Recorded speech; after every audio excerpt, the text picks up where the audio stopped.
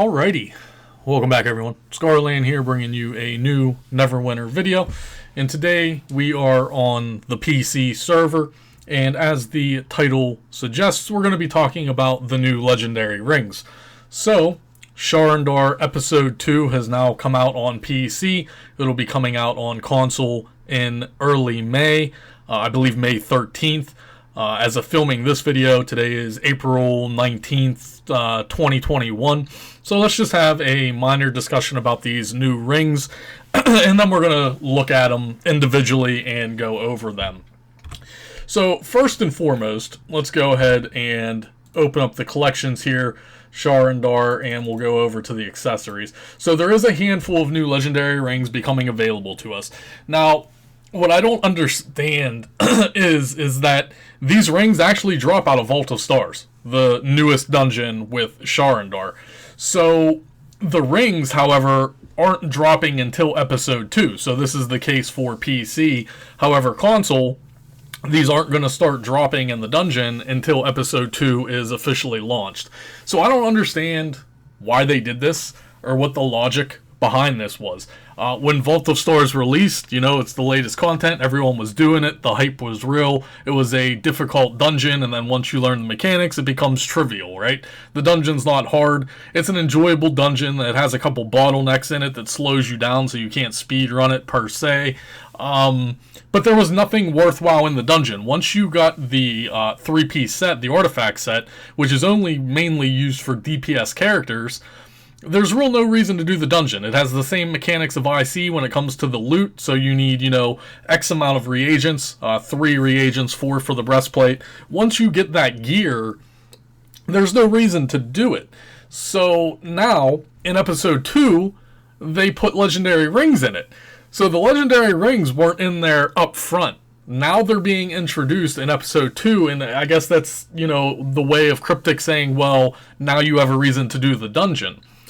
And I think, honestly, my biggest complaint with these rings is they're actually bound. You're not going to be able to sell these. So, they're bound to account, obviously. And I don't understand, you know, why they're not unbound. Maybe it's because it's not a trial, it's a dungeon. But I just don't understand why they would not put these rings in up front, right? The dungeon came out. Everyone was farming the dungeon for, you know, the gear that they needed. And they're burning through all their keys, right? Remember, we're still playing Neverwinter. You can only make 1 key a day. So any other runs that you farm, you know, in that day, you have to either use, you know, legendary dragon keys or whatever. So now the artifact set isn't the chase item. Now the rings are a chase item. And as you can see, there's a good bit here, right? 5, 10, 15, 16, 17. There's 17 new legendary rings that'll be dropping out of Vault of Stars, and of course their counterparts. Purple, and I believe there's even blue versions. The blues aren't in collections, but I think there's actually blue pieces of this gear too, not just the epic and legendary. So, now you have a very, you know, RNG chance of doing Vault of Stars, and then maybe getting that chance of getting a ring, right? This is nothing new. There's nothing to really discuss about the mechanics of it. I just felt that maybe these rings should have been unbound. At least then people can make profit by selling them if they get a ring they don't need, whereas I can buy the rings that I need instead of having the headache of farming the dungeon.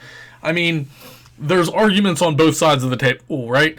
Everyone in Neverwinter always brings to the table, and the argument is, well, if we can buy everything, there's no reason to do the content, right? But that should be my decision. If I'm lazy and I don't want to run the content, I should be able to buy it from another player that was willing to run the content, right? So we had Episode 1 come out, everyone farmed the dungeon, everyone's already burnt out on the dungeon trying to get all the new gear, and then Cryptic just adds new gear to the same dungeon, right? So it is what it is, and these rings are obviously going to be best in slot as well. So if you're a super sweaty tryhard like myself, then guess what? You're going to be farming Vault of the Stars until you get the correct ring. Again, there's what? 5, 10, 15, 16, 17, there's 18. 18 new legendary rings. Okay, so that's my spill. That's my minor rant on the situation. Let's go ahead and take a look at them, I guess. So we have the Red Eyes Blind. And this is going to be best in slot, right? This is the best in slot, most likely for all casters, right? So it's accuracy, and then it has the Sniper's Perk. Your range powers do 3% more damage. This is going to be replacing the legendary Tom Ring, the guiding ring of the sharpshooter, which is the accuracy, but more importantly, it has the ranged powers. Now, if we look at this, there's rumors circulating around that you can actually only have one of these equipped, whereas before we could have two of the Tom Rings. So I'm looking here at the flavor text. A fabulous ring, designers you are unable to wear more than one of its kind. So it says right in the flavor text. This is one of the very first items we're seeing that actually has flavor text. You can see it on your screen below the double slotted offensive slots here. The very last line says you are unable to wear more than one of its kind. So now, instead of getting two of these, what's ultimately more than likely going to happen is you're only going to need one of these, and then you're going to pair it with that Tom Ring, right? So unless they for some reason go back and make it so you could only have one Sniper's Perk, then that's a different issue, right? If we're only allowed to have one equip bonus, then that changes the whole game, and a lot of builds are going to need adjusted to reflect those changes. But as these rings sit, you're only going to be able to wear one of these. So instead of needing two, you're only going to need one. You're going to pair this with the one from Tom. Now, I believe you might get away with wearing the epic version. It might be possible to wear one legendary and one epic, and if that's the case, then these will still be best in slot. You're going to need the epic and the legendary, because they both still do have the Sniper's Perk. And you can see that the epic versions of these don't have any flavor text, so you might actually be able to wear two epic ones, whereas you won't be able to use two legendary ones. Now, you can see the statistical difference here. It's 200 item level difference, whereas before, the Tom Rings weren't that big of a deal. You were able to get away with wearing two epic Tom Rings compared to two legendary Tom Rings, and the statistics weren't that different. These, on the other hand, there is a difference. You're talking about 200 different item levels. So the epic ones are 1,300. The legendary are 1,500. The legendary has 4,500 accuracy. The epic only has 3,900. So you're talking about 600 accuracy difference. Is that big of a deal? Not really. You're mainly focused on that item level for the combined rating, most likely, right? Yeah, the combined rating is 1,200 compared to the 1040. So yeah, the accuracy, the 600 accuracy isn't a huge deal. What's the big deal is the combined rating. So that's going to be best in slot, well, undoubtedly, for ranged casting characters, the Red Eyes Blind. Moving on, we have the Red Eyes Stare. It's Undead Hunter, so 10% against Undead, double offensive, defense accuracy. We have the Red Eyes Glare, which is critical severity. And this is actually interesting because this is one of the first times we're seeing this bonus as well. So it's called Unseelie Sight. You gain 5% power and 2.5% accuracy. So this is raw percentile statistics. This isn't going in your ratings column. Now, most people have their power situated, right? But this is going to give more options and more builds to become viable, right? So you could move some companions around if you were using power companions, whatever the case may be. However you theory craft your own personal build, you might be able to get away with actually wearing this and, moving around some statistics elsewhere. So this has a big chunk of crit severity, 4,500 crit severity, and then the 5% power and 2.5% accuracy. This ring now is better than a lot of companion bonuses that we even have currently. The Sky's Peaking Light is crit severity, accuracy, and rising focus. On hitting a foe, you gain 550 accuracy for 4 seconds, and it stacks 10 times. So that's, 550 times 10. We have the Sky's Gaping Void. It has crit severity, combat advantage, survivor's parry, gain 75 deflection for each % of health you're missing. We have the Sky's Crowning Jewel. There's crit severity, critical strike, executioner's grace. When you kill an enemy, your forte is increased by 550 for 10 seconds, and this stacks 10 times, which isn't a horrible ring. Forte is a very important stat for every class. So forte, is a big deal. Is this ring in particular going to be, good? Not necessarily. It depends on your personal build. We have the Living Silver Vine, which is accuracy combat advantage. When you stand still for 6 seconds, your control bonus is increased and your critical severity is increased. So if you're into that sort of thing, maybe you play some kind of wizard and control is a big deal to you. I don't know. We have the Living Silver Leaves. When in combat with only one enemy, your awareness is increased by 5% and your combat advantage is increased by 2.5%. So now this is an interesting ring for tanks, right? Now tanks have a double defensive slot, defense combat advantage, and it has 5% awareness and combat advantage. I don't know how important combat advantage is if you're playing a pure tank, so that's up to you and again your build. Now we have the Living Silver Fern, which is just the combat advantage ring, and it has the Manicore's main bite on it. You guys should be familiar with that. You can read it on your screen if you're not. We have the Living Silver Bloom, which is critical strike, and then your forte is increased by 5% when you are moving. So this ring would actually be really good if it didn't have the second part of it.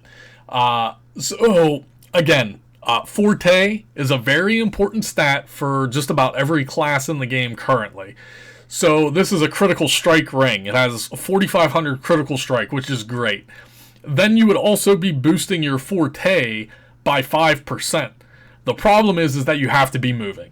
And that's the downfall of this ring, and that's why most people are probably not going to use this ring. Maybe on an AoE build where you're going to be moving around a lot, but I just don't see it. If it was just a raw 5% forte, this would be a very big contender for a lot of builds and classes.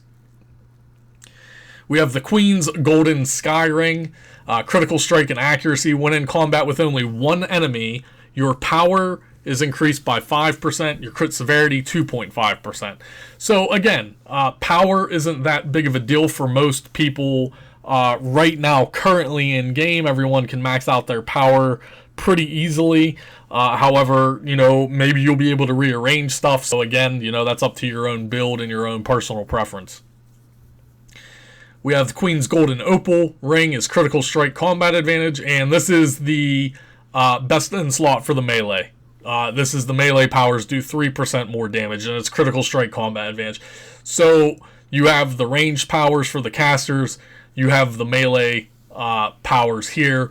The difference is that this actually has critical strike and combat advantage, whereas the caster one is just one single stack of 4,500. We have a Silver Leafed Ring, which is defense and... Oh, apparently I've been ideal too long. The Golden Crusher is also a new effect. It's 10% damage against constructs. Give me 1 second, guys. Let me just make sure we don't get booted out of the game. Don't want to get booted out of the game right in the middle of the video, huh? So, yeah, this is a new enemy type.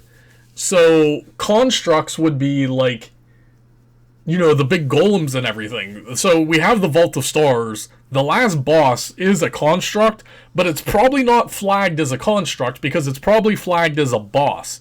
So unless Cryptic for some reason decides to make the last boss in Vault of Stars not only flagged as a boss but also flagged as a construct, then this ring is actually really good. You could put this ring on for that last boss alone, and it would be 10% more damage against that last boss. However, I don't think that's the case. A PC player can comment below. I'm sure when these become readily available and more PC players have access to this ring, it could be thoroughly tested. But like I said, most bosses and dungeons are flagged as bosses and not an actual species type. So how many constructs are around the open world that you would need 10% damage? Currently, not a lot. Maybe future content, I don't know. But for right now, we've never seen that before. Usually we just see the 10% damage to beasts or undead or other types. So this is the first time we're seeing constructs. We have the Queen's Silver Crowned Ring. It's 4,500 defense, and then when hit by a foe, you gain 550 awareness for 4 seconds, and this stacks 10 times. This is also a very great ring for a pure tank. Not only are you getting the 4,500 defense, 2 defensive slots, but then you're going to gain another, 6,000 or whatever it is, 7,000 awareness every time you get hit, essentially, and it stacks, right? So this is a great tank ring. The Grove's Gentle Breeze. So this is an interesting ring as well. This actually has incoming healing. So remember, during the combat changes, incoming healing is now a rating. So this has 4,500 incoming healing, and then it has daily defiance. When you use a daily power, your damage resistance is increased by 5% for 8 seconds, and it unfortunately has a 30-second cooldown. But that's not that big of a deal because a tank is probably not getting his daily back as fast as a DPS. I don't really know. So another good tanking ring, in my opinion, but it does have split slots. It's a defense and offensive slot. We have the Grove's Crystal Tears. And this is for healers, I guess. 4,500 outgoing healing. When you have a shield or temporary HP, your critical strike is increased by 5%. This could be maybe best in slot for a Hillidan, a paladin healer, because not only are you getting the outgoing healing, but, paladins give you that temp HP, so then they're going to increase their critical strike by 5%. This could be best in slot for Hilladins. I don't know. I don't play one. We have the Fallen Lord's Tact, and it's critical avoidance, and then every 30 seconds you gain 5% deflect for 10 seconds. And it only works in combat, so maybe a PvP ring. The downfall is it has double defensive slots, so I don't know. Maybe a tank PvP ring. And then lastly, we have the Fallen Lord's Authority. And this has control bonus. And then it's at wills. So your at will powers do 5% more damage, double offensive slot. Control bonus, still, we're not really seeing a need for it in game. I know when the combat changes were first around and everyone was tinkering with everything, I know a lot of wizards, especially your boy Nova, he was really excited seeing that control bonus was kind of being added back into the game. Unfortunately, it's just not needed right now. There's not any encounters in the game where you need to control trash mobs enough to do anything. Even, like, the only example that I can even give would be the first boss in Vault of the Stars, right? It's a 100% AoE battle. There's mobs everywhere. However, endgame veteran players like me and my group, we just destroy it all. It all dies. There's no reason to try to freeze everything if you're on a wizard to control it or whatever the case may be. So whether or not harder content does come out down the road or something and control bonus does become a thing where, people are, I'm specifically referring to wizards because I don't know of any other classes that really have any control over enemies. The Warlock has like Hadar's Grasp that stuns enemies for a brief second. And we have, Arms of Hadar, which also has a stun. But mainly when you're looking at controlling enemies and everything, you're pretty much talking about the wizard. So is a wizard going to actually use this, especially with the at-will powers? At-will powers, 5% more damage, and then the 4,500 control bonus. I have no idea. Is it needed right now? No, absolutely not. There's no encounters in the entire game right now where you need to control any mobs or anything, and especially because it doesn't work on bosses, right? You can't control bosses anyway. So you're specifically talking about AoE encounters, and like I said, the only real example I can give is in Vault of Stars, either before the maze when you're in the courtyard of the maze, or the first boss battle and things like that, where there is a lot of mobs, a lot of trash mobs coming at you at once.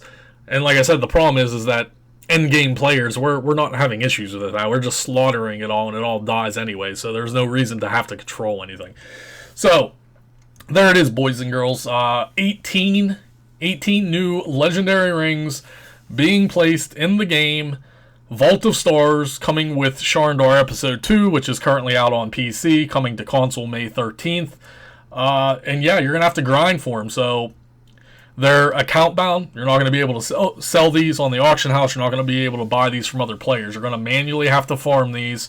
And they are going to be best in slot. I mean, they're 1,500 item levels, so item level is going to be going up again. And then your statistics are going to go, be going up again. Again, just to reiterate, one downfall is that you cannot wear 2 of these legendary rings. We don't know if you can wear an epic version and a legendary version, and if you can't, then you're just going to be using one of the Tom rings plus one of the new rings. Bickety bam, you're on your way. So that's all I got for you guys today, just a video talking about rings. When are we going to get mythic rings at this point? It's 2021. When's the time going to be when, mythic rings are going to be introduced into the game at this point? We've had legendary rings for quite a substantial amount of time. I think it's time that, rings get upgraded to mythic versions at this point. So, any questions, comments, or concern, go ahead and leave them below. What do you think about all this? What do you guys think of Vault of Stars now that you've just farmed, especially console players? You just farmed Vault of Stars for nearly a month, over a month. Are you worn out on it? And now you have to go back and farm it again for best in slot rings. Leave me your feedback below. That's all I got for you. We'll see you guys real soon.